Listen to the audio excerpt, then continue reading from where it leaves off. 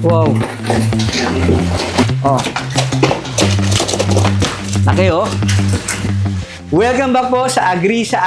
Ngayong episode, dumayo naman tayo dito sa Barangay Pungo, Kalumpit, Bulacan.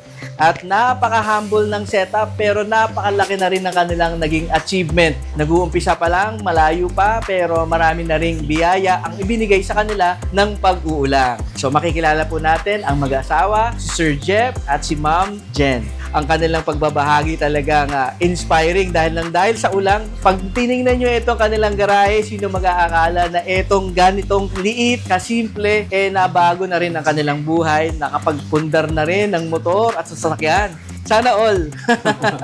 Sir Jeff, paano po kayo nagsimula dito sa ating maliit na setup na to? Itong garahe ninyo is ilang square meters ito? Ano lang po to, 6 meters. Pero yung inyong mga naging sistema dito is klase ng water na ginagamit nyo dito is nawasa. Nawasa po. Pero paano po kayo nakakapag-alaga dahil yung mga tubig natin pagka tap water may chlorine? Kung po po sa lugar, dito po sa amin sa Kalumpitan, lugar po namin, mahina po ang chlorine. Pwede. Pwede po kasi po nasubukan ko na. Ilang years na po kayo, sir, nag-uulang? Bali po, 3 years po ako nag-umpisa dito sa food consumption, sa live ulang, sa breeder and things grow out. Nabanggit nyo sa akin kanina, para kayo ang naging hub na. Yung mga hunter, Opo. dito ibinabagsak sa inyo. Dito po. Mga anong oras ba dumarating ang mga hunters dito para magbagsak? Pinakamaaga. Minsan po 12, mga hating gabi. So midnight Minsan na po yun, sir. hanggang umaga na. Hanggang umaga na. Dati po, hinahanap po sila. Ngayon, sila na po pupunta talaga. Nakilala na kayo. Nakilala na po. Namimili, ano? Kayo lang yan? Yung inyong mga sinusuplayan, mga restaurants, mga farms for grow out, dito na rin sa iyo kumukuha. Opo.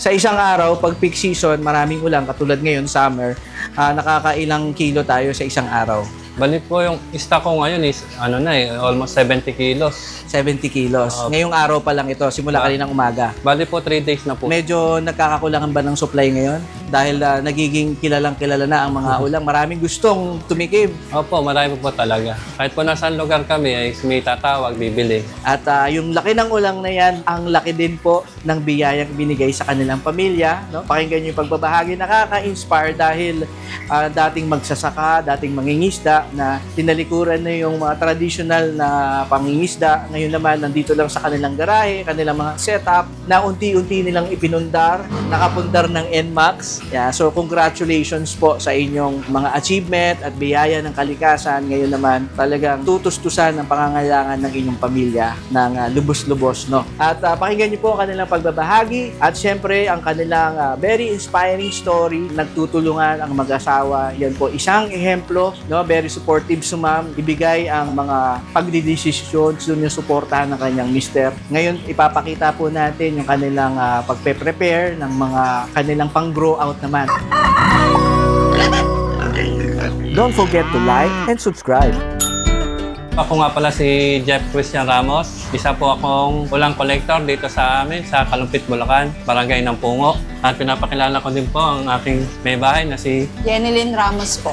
Bumibili po ako sa mga hunter, mga mangingisda ng ulang. Dinadala po nila sa akin. At nagsusupply po ako sa mga restaurant and sa mga tao po na kailangan po ang consumption. Nagde-deliver din po ako ng pang-breeder and pang-grow out.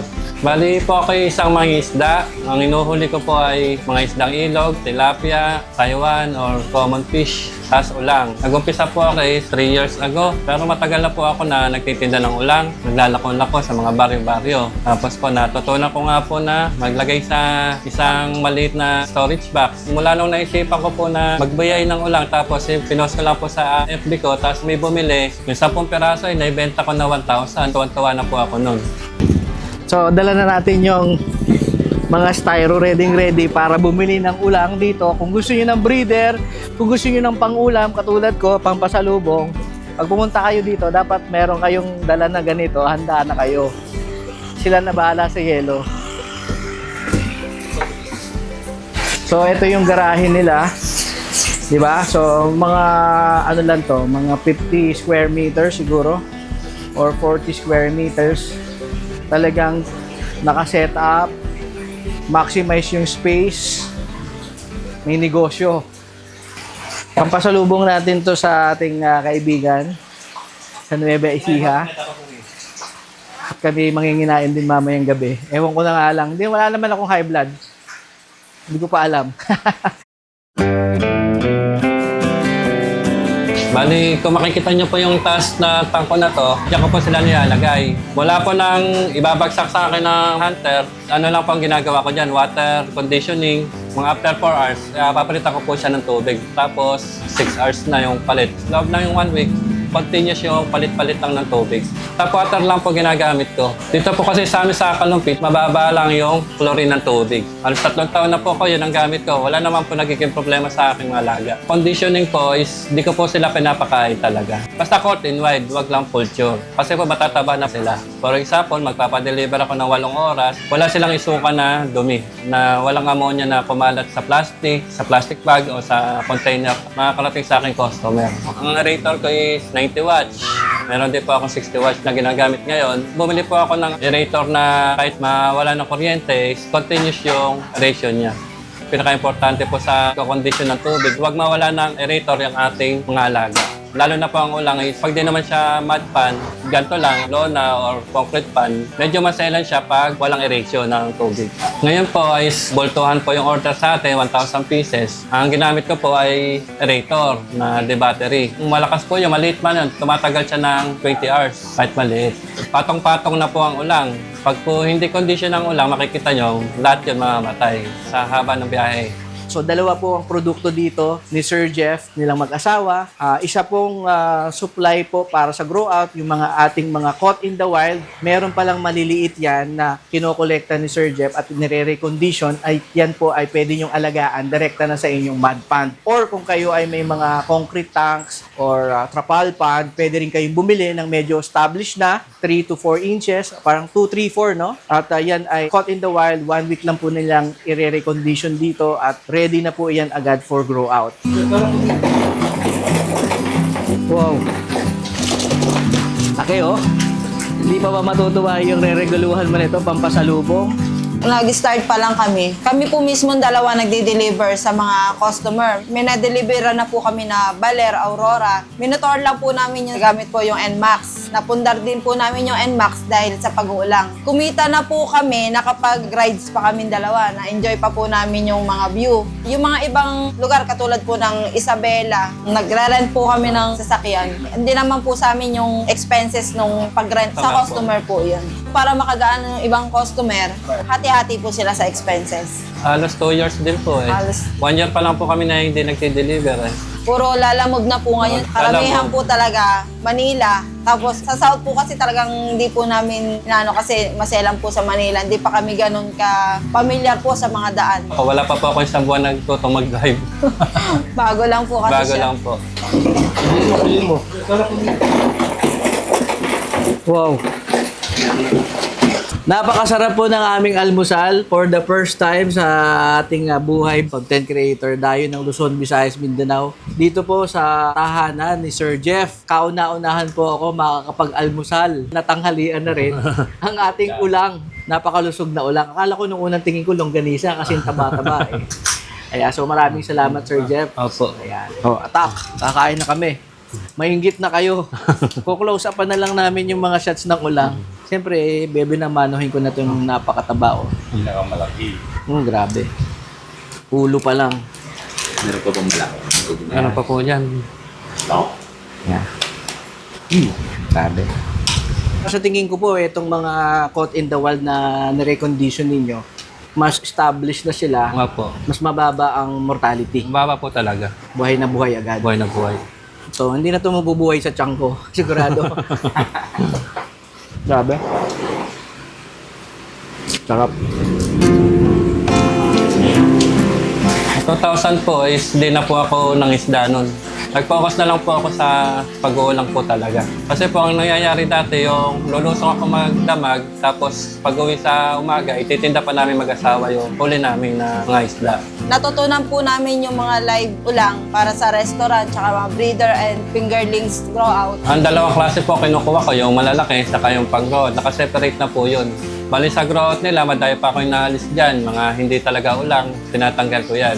Mga native ulang. Kaya pinipili ko po isa-isa yan, diet ulang natin. Nung bago-bago pong may kumausap sa akin na restaurant, maghanap po talaga ako ng live food consumption, kahit mga 100 kilos. Kung saan po ako nakakarating po ako ng San Simon, Arayat, Candaba. Namimili po ako ng mga ulang dyan. Ngayon po sa katagal-tagalan, siguro sa pakikisama lang din, kahit po malayo yun sa akin, dinadala po nila ang mga isda rito sa lugar ko. Open naman po silang kumatok kahit mga 1 a.m., 2 a.m. Okay lang naman po sa akin yun. Sa daily po namin, kung mahirap siyang gisingin sa madaling araw, may mga hunter po na dumarating. Kumbaga para ako po yung alarm nila, tapos gigisingin ko siya po ang haharap sa mga hunter. Pag gising ng alas 4, diretso na po kami. Nag-aabang po ako ng mga hunter. May mga kapitbahay din po kami mga ibang katabing barangay, katabing bayan na pupunta po dito sa Pupunta bahay. dito.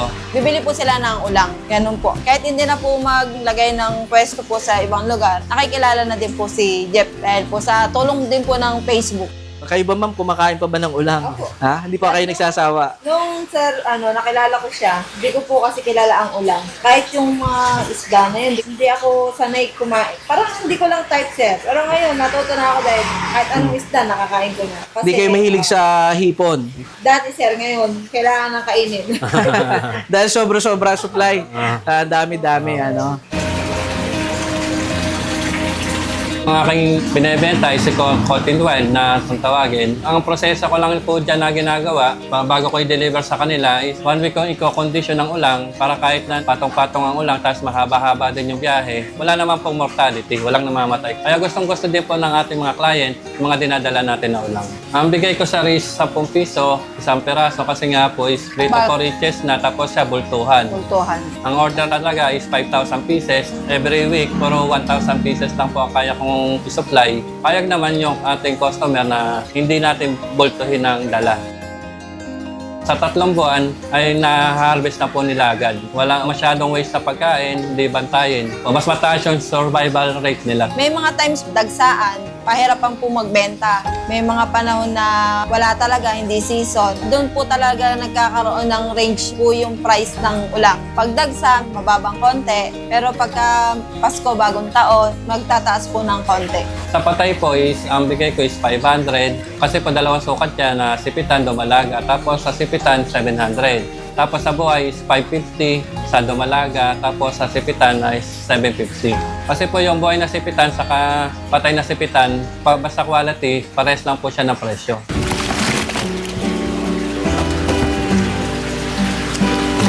Dati po, nung hindi pa po namin natututunan yung ganitong business, hindi kami ganun kaluwag. Maraming utang. Kumbaga, iniintindi po namin, gusto namin kukuhanin yung pambayad sa ganito, pambayad sa ganon. Pero po ngayon, nung na full time po yung negosyo po namin na to, di man kalakihan, nakakaluwag-luwag na po. Kung yung dati po itlog yung nakakain namin, ngayon parang manok na. Tapos support lang po sa lahat. Kung ano po yung mga gusto niyang ipundar, yung mga gusto niyang bilhin, support lang po ako sa kanya. Kaya lahat po ng kinikita ko noon, di baling hindi kami kumain. Talaga pinorsige ko lahat ng gamit na yan na ipundar. Bali po yung mga IBC tank, yung mga tank na yan, ito mga aerator pump, tapos lahat po yung mga pump. Ito po dati wala po to, yung bubong na yan. Dahil lang po lang sa pag-uulang yan, kaya naipundar po. At of course, dun sa mga gustong magsimula, magbenta, mag-resell, nandito po ang credible supplier ninyo. Pwede nyo silang dalawin dito. Nandiyan po sa description na kanilang contact details. At patitikimin din daw kayo ng almusal na masarap. Kung kayo ay medyo may high blood, magdala na kayo ng gamot. At syempre, yung mga may restaurant dyan or gustong mag-open ng restaurant na ang special dish, delicacy, isang masarap na ulang. At meron na tayong supplier. Lagi po tayong nagbibigay ng paalala sa ating mga kababayan. Mag-ingat po kayo. Huwag po kayo basta-basta magtitiwala sa mga nagbebenta ng mga ulang, lalong-lalong na po kung hindi pa sila magpapa-video call or hindi sila magpapadalaw sa kanilang pwesto. Dahil yan, mag-isip na kayo kasi baka hindi yan legit. Matay na po na biktima, sir. Yan, marami na nabibiktima. Huwag po kayo agad magda-down payment kung hindi nyo pa nakikita o hindi nyo pa nakikilala. Kaibiganin nyo muna, magbigay kayo ng oras kung iyan ay inyong negosyo, pasyalan nyo muna. Kung hindi sila magpapapasyal at delivery only, mag-isip-isip na po kayo, wag na muna kayo magbigay ng pera. Ayan. So marami na ba tumatawag sa inyong ganyan, sir? Madami na po nagsusumbong, baka may demand na po. Ay, ang sinasabi ko is, mapapag-usapan pa yan.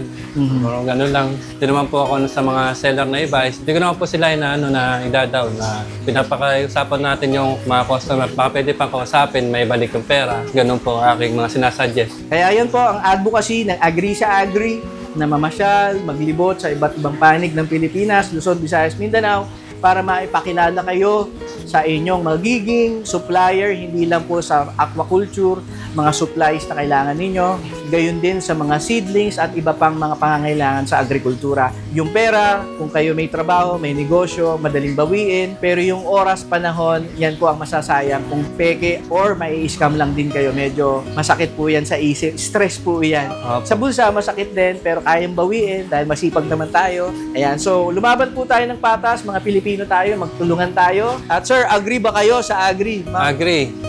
Approve. Don't forget to like and subscribe.